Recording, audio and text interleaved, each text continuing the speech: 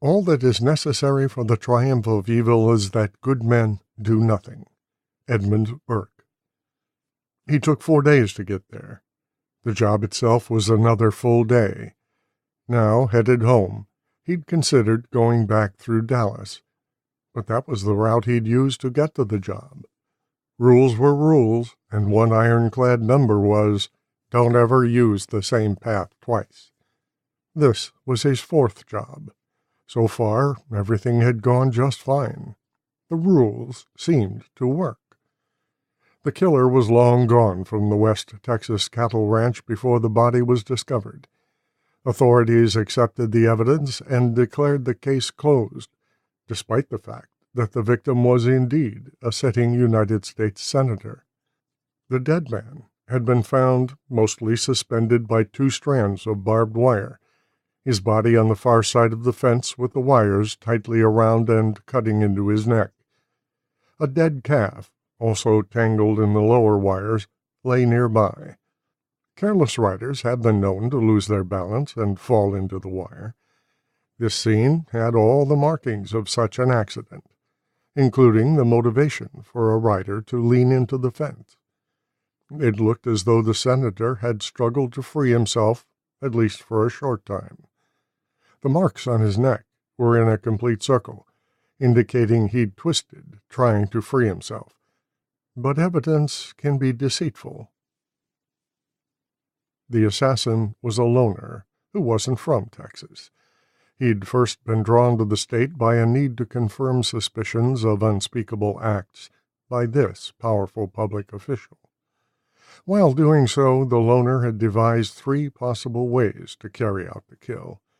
Each would appear to be an accident or a death by natural causes. He would determine which to use on his return trip as the circumstances presented themselves. This hunter went to great lengths in assuring both the guilt of his quarry and that his own identity wouldn't be discovered. The absolute guilt of this senator had been established on the killer's first trip to the area, a few weeks prior. Among other things, the senator was a man of habit and strong will. The ranch was vast, covering thousands of acres, and the senator enjoyed checking the fence line in the afternoons. Against the objections of his protection detail, Bill Stock always rode alone. The path used was the same every day, leaving the barn, heading north till he reached the fence, then following it west to the edge of the property. There the fence line would turn south, and the senator would check for broken wires or other problems as he rode for miles in that direction. His trek never varied, and would take hours, returning him to the ranch house just before dark. So predictable was this ride that it hadn't gone unnoticed by the assassin on that first trip to the area. The return visit to the ranch didn't take long. The killer's plan was carefully mapped out. He'd borrowed a horse from a neighboring ranch and rode north onto the senator's property. The assassin brought with him the supplies needed to carry out his scheme, including a replacement lock for the entry gate he'd just broken.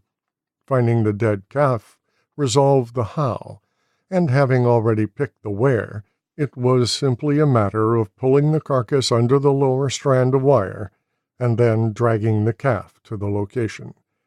That spot was about 600 yards north, but still along the fence line. Placing the calf carcass near the fence, the killer entangled one rear leg in the lower fence wires. After hiding his device, a wire-throwing sling, under a large, dried-out pile of brush, he'd taken the horse back several hundred yards down the fence line so it would be out of view. The assassin had his own rules, which he followed to the letter.